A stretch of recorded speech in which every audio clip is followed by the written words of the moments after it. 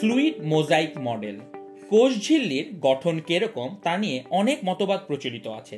তার মধ্যে সবচাইতে নির্ভরযোগ্য যে মডেলটা আমরা আজ পর্যন্ত ব্যাখ্যা করতে পেরেছি সেটাই হচ্ছে fluid mosaic model. Fluid mosaic মডেলটা দেখতে কিরকম সেটা এখানে আঁকা আছে। আমরা জানি কোষ ঝিল্লি। ফ্লুইড মোজাইক মডেলটা কাকে ব্যাখ্যা করে? সেল মেমব্রেন বা কোষ ঝিল্লিকে। কোষ ঝিল্লি কি দ্বারা তৈরি? ফসফোলিপিড নামক এক ধরনের অণু দ্বারা তৈরি, যার মাথাটা হচ্ছে ফসফেট চার্জিত এবং যার লেজটা হচ্ছে হাইড্রোফোবিক বা যাতে কোনো চার্জ থাকে না। তো ফ্লুইড মোজাইক মডেল কিভাবে তৈরি হয় লক্ষ্য করো। এই ফসফেটের অণুগুলো এমনভাবে সজ্জিত হয় যাতে করে দুইটা লেয়ারে, যাতে করে তার লেজগুলো মুখোমুখি থাকে আর মাথাগুলো অপোজিট সাইডে থাকে। তাহলে লক্ষ্য করো একটার পর একটা এইভাবে তারা সজ্জিত হয়ে দুইটা লেয়ার তৈরি করে। এটা একটা লেয়ার, এটা একটা লেয়ার, এভাবে তারা মুখোমুখি অবস্থান করে। সেটাই এখানে দেখানো হয়েছে। লক্ষ্য করে দেখো, এখানে এই যে ফসফেটের অনেকগুলো ছোট ছোট মাথা দেখা যাচ্ছে, এখানে তাদের লেজগুলো এইভাবে অবস্থান করছে। ঠিক এই সেকেন্ড লেয়ারেও মাথা দেখা যাচ্ছে, তার লেজগুলো মুখোমুখি অবস্থান করছে। এইভাবে পুরো গঠনটা তৈরি হয়েছে। তাহলে ফ্লুইড মোজাইক মডেলের মূল একক হচ্ছে এই ফসফোলিপিড অণুগুলো। ফসফোলিপিড অণুগুলো মিলে এই পুরো গঠনটা তৈরি করছে।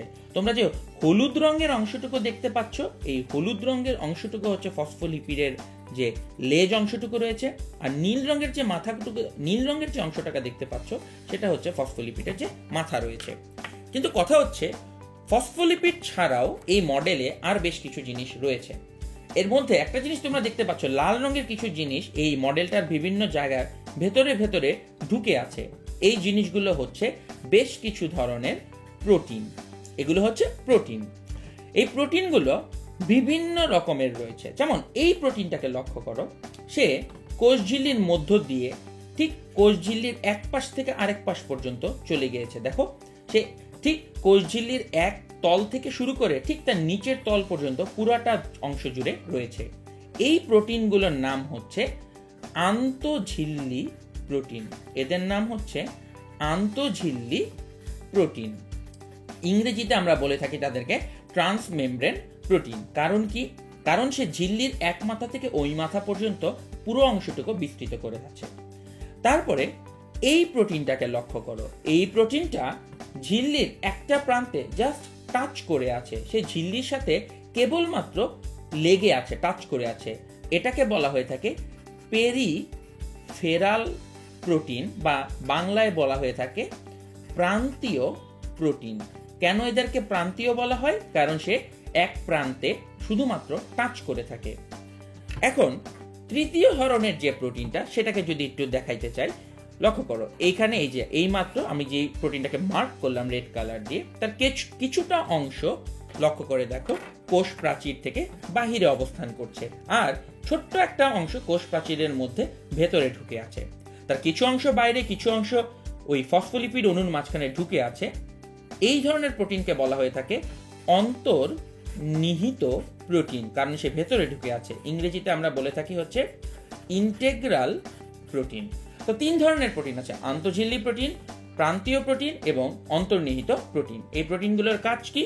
কাজ হচ্ছে, ধরো কোষ প্রাচীরের মাঝখানের এই হলুদ জায়গাটুকু হচ্ছে নন পোলার বা অপোলার, কারণ এখানে লেজ অংশটুকু আছে। তাই এটার মাঝখান দিয়ে বাইরে থেকে ভেতরে পানি ঢুকতে পারে না।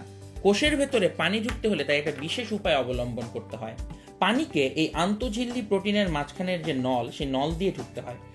খুব সোজা বাংলায় বলতে গেলে এই প্রাচীরের বিভিন্ন জায়গায় জায়গায় একটা করে পাইপলাইন আছে। এই পাইপলাইনগুলো হচ্ছে আন্তঃঝিল্লি প্রোটিন। সেই পাইপলাইন দিয়ে পানি বাইরে থেকে কোষের ভেতরে প্রবেশ করে, ভেতর থেকে বাইরে যায়। এই প্রোটিনগুলোর কাজ হচ্ছে ভেতরে বাইরে জিনিসপত্রের আদান প্রদান করা। সর্বশেষ যেই জিনিসটা এই প্রাচীরের মধ্যে ঢুকে আছে, লক্ষ্য করো এখানে কিছু ছোট ছোট কমলা রঙের মলিকিউল দেখতে পাচ্ছ, যেটা প্রাচীরের মধ্যে অবস্থান করছে। এই জিনিসটাকে বলা হয়ে থাকে কোলেস্টেরল। তোমরা সবাই কোলেস্টেরলের নাম জীবনে একবার হলেও শুনেছো। কোলেস্টেরলের নাম কোথায় থাকে? সয়াবিন তেল কিনতে গেলে সয়াবিন তেলের গায়ে লেখা থাকে কোলেস্টেরল মুক্ত সয়াবিন তেল। বাট এখানে একটা বিরাট বড় হিপোক্রেসি রয়েছে। কোলেস্টেরল মূলত তৈরি হয় শুধুমাত্র প্রাণী কোষে। তার মানে সবাই একটু জেনে রাখো, উদ্ভিদ কোনোদিনই চাইলেও সে কোলেস্টেরলটা তৈরি করতে পারে না। তোমরা জানো সয়াবিন কি? সয়াবিন হচ্ছে একটা উদ্ভিদ, তাই সয়াবিনের কোনোদিন কোলেস্টেরল তৈরি করার কথা না। তাই কোলেস্টেরল মুক্ত সয়াবিন তেল আসলে ন্যাচারালি সবসময় হবে। কোলেস্টেরল মুক্ত সয়াবিন তেল ছাড়া অন্য কোনো সয়াবিন তেল পাওয়া সম্ভব না। সয়াবিনে কোনো দিনই কোলেস্টেরল থাকে না, তাই বাজারের এই জাতীয় অ্যাডে আমাদেরকে কান দেওয়া উচিত হবে না। এবং সর্বশেষ রয়েছে, লক্ষ্য করো এইখানে সাদা সাদা কিছু স্ট্রাকচার তোমরা দেখতে পাচ্ছ। এই স্ট্রাকচারগুলো দেখতে অনেকটা ষড়ভুজাকার কিছু স্ট্রাকচার এখানে দেখানো হয়েছে। এই অংশটুকু যেখানে এখানে মার্ক করা আছে এটাকে বলা হয়ে থাকে গ্লাইকোক্যালিক্স। এটাকে বলা হয়ে থাকে গ্লাইকোক্যালিক্স। গ্লাইকোক্যালিক্স হচ্ছে এক ধরনের শর্করা জাতীয় পদার্থ, অর্থাৎ কোষের বাইরের তলে শর্করা জাতীয় পদার্থ থাকে যাদেরকে বলে গ্লাইকোক্যালিক্স। এদের কাজ কি? এদের কাজ হচ্ছে ভাইয়া সেলের সিগন্যাল দেওয়ার কাজে ভূমিকা পালন করা। একটা কোষের পরিচিত হিসাবে, মূল কথা, বাড়ির সামনে যেমন অ্যাড্রেস লাগানো থাকে, ঠিকানা লেখা থাকে, যেটা দেখে বাড়ি চেনা যায়, একটা কোষের চারপাশে এরকম কিছু গ্লাইকোক্যালিক্স লাগানো থাকে, যে গ্লাইকোক্যালিক্স দেখে এই কোষটাকে শনাক্ত করা যায়। তো একটা ফ্লুইড মোজাইক মডেলের কি কি অংশ রয়েছে? ফসফোলিপিড অণু বাইলেয়ারে সজ্জিত থাকে, অন্তঃঝিল্লি প্রোটিন, পেরিফেরাল প্রোটিন, অন্তর্নিহিত প্রোটিন থাকে, থাকে কোলেস্টেরল এবং গ্লাইকোক্যালিক্স। এখন লক্ষ্য করো এটাকে ফ্লুইড কেন বলা হয়? ফ্লুইড বলা হয় কারণ এই অণুগুলো এখান থেকে এখানে, এই লেয়ার থেকে ওই লেয়ারে ডিরেক্টলি মুভ করতে পারে, তাই জিনিসটা দেখতে অনেকটা তরলের মতন ঢলঢলে ভাবে থাকে। মোজাইক কেন বলে? কারণ এই লেয়ারটার মাঝখানে মোজাইক পাথরের মতন দেখো বিভিন্ন অণু ভেতরের মধ্যে বসে আছে। তোমরা মার্বেল করা পাথর যেমন দেখেছো ফ্লোরের মাঝখানে ছোট ছোট দাগ থাকে, ঠিক এই লেয়ারের মাঝখানে ছোট ছোট অণু বিদ্যমান থাকে, তাই এটাকে ফ্লুইড মোজাইক মডেল বলা হয়ে থাকে।